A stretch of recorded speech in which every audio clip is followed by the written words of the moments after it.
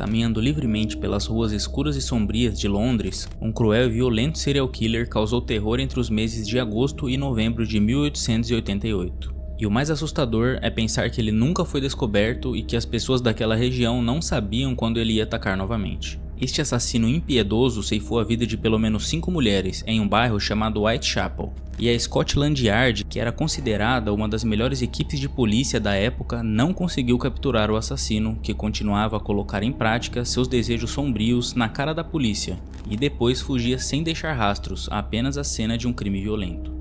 Em 2022, o caso foi reaberto e com a tecnologia mais avançada, os investigadores ainda estão tentando descobrir a identidade do assassino, inclusive suspeitam de que ele tirou a vida de mais de 5 mulheres. Sejam bem-vindos ao canal Mentes Criminosas e hoje apresento a vocês o caso de Jack, o Estripador. Então vamos pro caso. A data inicial em que esse criminoso começou a agir foi 31 de agosto de 1888, e todos seus crimes foram no bairro de Whitechapel. Sua primeira vítima foi Mary Ann Nichols, mais conhecida como Polly Nichols.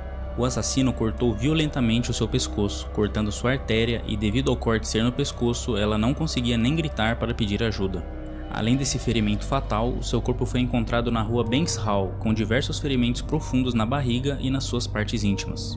Mary Nichols era uma prostituta e andava pelas ruas de Whitechapel em busca de dinheiro para pagar sua pernoite no final do dia, quando infelizmente acabou encontrando o assassino cruel. Posteriormente, os especialistas afirmaram que a força que ele usou para cometer esse crime foi muito exagerada, e mesmo depois de ela já estar morta, ele continuou a ferindo, deixando claro que seu objetivo não era apenas matar a vítima, mas ele tinha um forte desejo de, além de matar, também mutilar o corpo de suas vítimas. A segunda vítima foi Annie Chapman, que também era prostituta. Ela foi vista por volta das 5h30 da manhã do dia 8 de setembro na rua Hanbury, junto com um homem que foi descrito posteriormente como tendo uma aparência pobre. A testemunha disse que ouviu o homem dizendo "vamos" e ela respondeu sim. Em seguida, eles continuaram caminhando na rua Hanbury até entrar em uma propriedade que era um corredor onde tinham sobrados dos dois lados. Para entrar e sair dessa propriedade tinha apenas uma porta, então era uma entrada e uma saída. Essa foi a última vez que Annie foi vista com vida. Seu corpo foi encontrado no quintal de um sobrado que ficava na rua Hanbury número 29. Ela sofreu lesões no pescoço, abdômen e genitais. Dessa vez, o assassino foi mais violento. O corpo estava quase virado do avesso e algumas joias e moedas que Annie possuía estavam cuidadosamente colocadas ao lado de seu corpo. Esse tinha sido um dia bem claro e ensolarado, então o assassino se arriscou muito ao assassinar Annie à luz do dia naquele local, porque era um local público que tinha apenas uma entrada e uma saída, onde provavelmente tinham várias pessoas nas casas próximas que poderiam vê-lo. Isso revela que ele não tinha medo de ser capturado e que provavelmente morava próximo do local do crime, porque conhecia muito bem aquela área da cidade. Nesse período, além das vítimas, os imigrantes também sofreram por causa dos assassinatos, porque para os habitantes locais de Whitechapel, os crimes eram tão brutais que só poderiam ser cometidos por loucos ou forasteiros, e essa convicção direcionou as suspeitas aos judeus. Após a trágica morte de Annie Chapman, a comunidade de Whitechapel saiu às ruas em uma pequena manifestação, dirigindo ameaças e insultos aos judeus, que por precaução mantiveram suas lojas fechadas para evitar prejuízos materiais. A polícia estava se esforçando ao máximo para pegar o culpado e mostrar que estavam fazendo o trabalho deles bem feito. Eles usaram cães farejadores, seguiram todas as pistas e prestaram atenção em cada detalhe, mas mesmo assim não conseguiam encontrar nada. A polícia achava que o suspeito podia ser um médico, barbeiro ou alguém habilidoso com lâminas, e provavelmente morava em Whitechapel, já que conseguia se movimentar pelas ruas escuras sem ser visto. Acreditavam também que ele era solteiro e tinha um emprego normal, porque a maioria dos crimes aconteciam de madrugada, feriados ou fins de semana. Quem apresentasse um comportamento estranho ou fosse estrangeiro, os detetives também ficariam de olho, por causa das suspeitas da comunidade local. Mesmo com a polícia atrás dele, Jack, o Estripador, continuava matando, desafiando as autoridades. Ele era esperto e agia às escondidas. Ao contrário de outros criminosos que paravam quando percebiam que estavam sendo caçados, Jack não parava.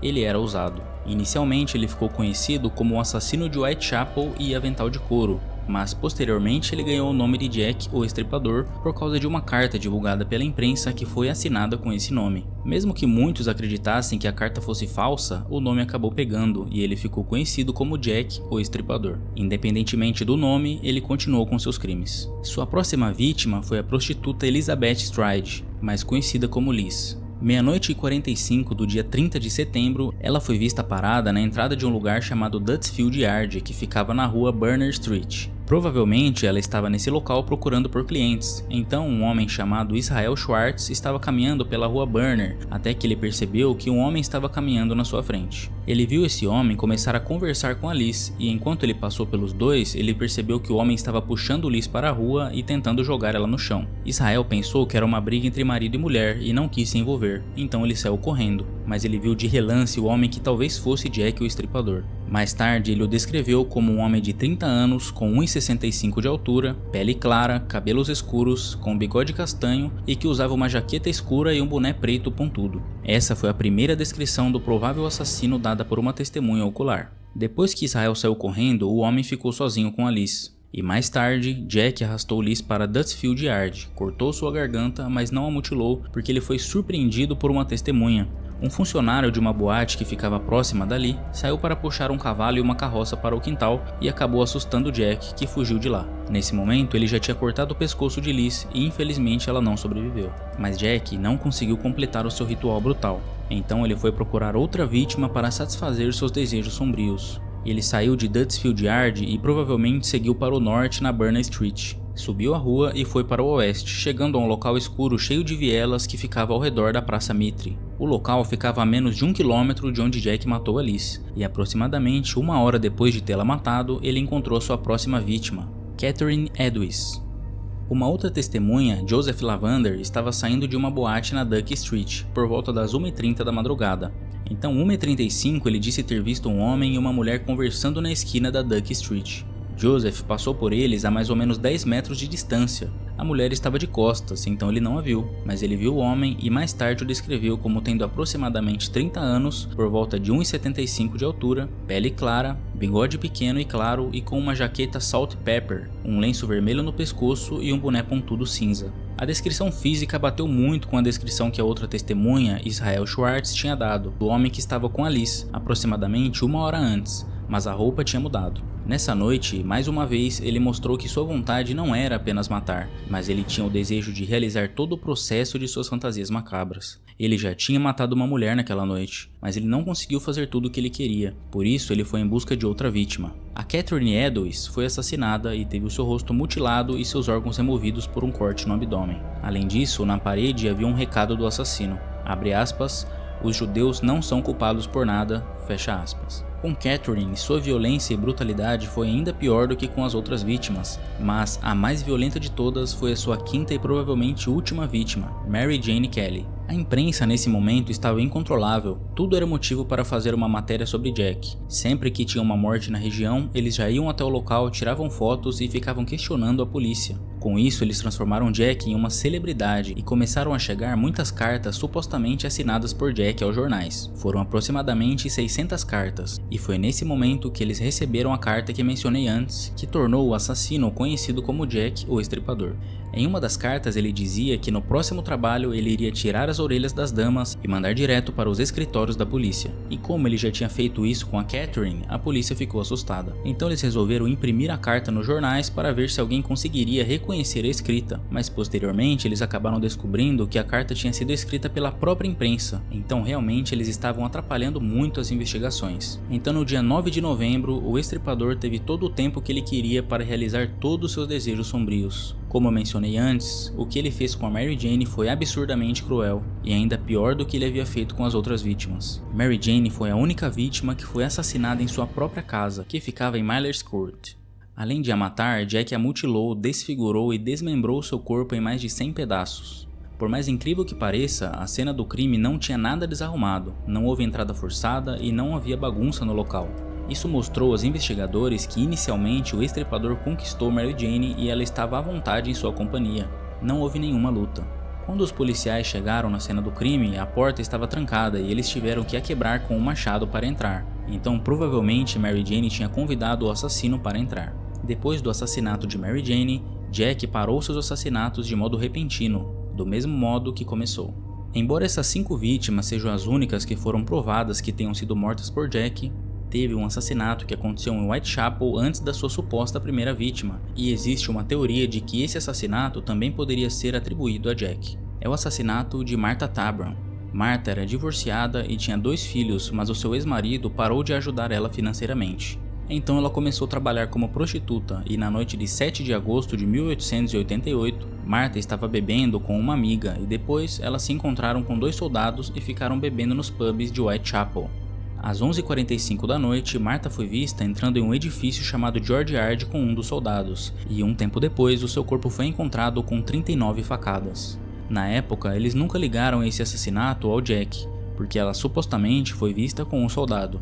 Mas depois a polícia suspeitou de que a arma do crime utilizada para assassinar Martha teria sido uma baioneta, que é uma arma militar, e isso aumentou as suspeitas de que foi o soldado que a matou. Outra coisa foi que o modus operandi do assassino de Martha era diferente do de Jack. Martha foi assassinada pela frente, enquanto as outras vítimas de Jack foram assassinadas por trás. Mas, segundo os especialistas, talvez Jack tenha aprimorado seu modus operandi, possivelmente porque ao matar a vítima pela frente ele percebeu que se sujou muito de sangue, então ele mudou para evitar isso. Embora tenha essa diferença, existem muitas semelhanças. O fato de a vítima ter sido morta com 39 facadas se assemelha bastante às fantasias sombrias de Jack. O horário também era parecido, e algo que fortaleceu bastante essa teoria foi a pose que encontraram o corpo, que segundo os especialistas foi muito parecida com a das outras vítimas. Agora vamos conhecer os principais suspeitos e teorias do caso.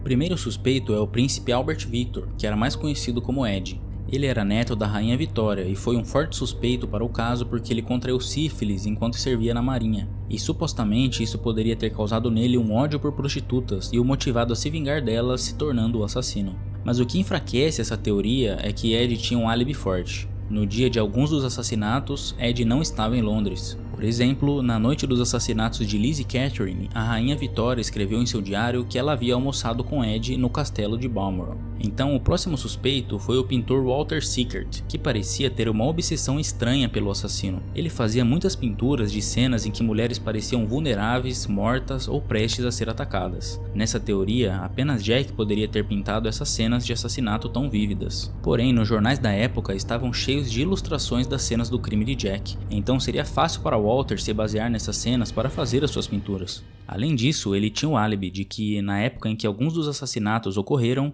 ele estava de férias na França. Eles continuaram então procurando por suspeitos. Eles buscavam alguém que conhecesse a área dos crimes, que estivesse em Whitechapel nas datas dos crimes e que fosse alguém discreto que não chamasse muita atenção. Então eles encontraram um suspeito que cumpria esses requisitos e ainda tinha um histórico de ser muito violento. Ele era Aaron Kosminski. As testemunhas oculares disseram que o estripador tinha mais ou menos 30 anos, mas Aaron tinha 20. Aaron foi diagnosticado com problemas mentais em 1885. Ele tinha paranoia e ouvia vozes, e ele disse posteriormente que as vozes diziam para ele se comportar de maneira violenta.